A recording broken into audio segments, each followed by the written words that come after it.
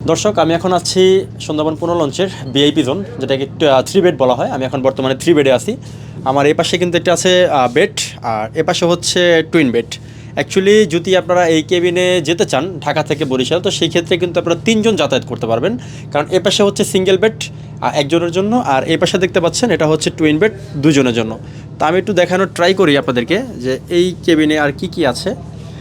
দেখতে পাচ্ছেন যে এখানে মিরর গ্লাস, দেন হচ্ছে একটি ফ্যান, আর এপাশে হচ্ছে বালিশ, আর হচ্ছে কোল বালিশ, আর এপাশে হচ্ছে হিটাসি ব্র্যান্ডের একটি এসি।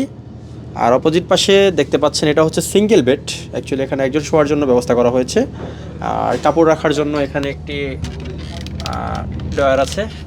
আর এপাশে হচ্ছে আপনার এটা হচ্ছে ওয়াশরুম, দেখতে পাচ্ছেন এটা হচ্ছে ওয়াশরুম।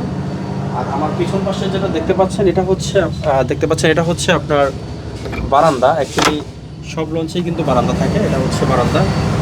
বসে বসে এখানে আসলে নদীর ফিল নিতে পারবেন যদি এখন ট্রাই করি। এটা হচ্ছে সুন্দরবন পুনঃ লঞ্চের 3 বেড কেবিন যেটাকে বলা হয়।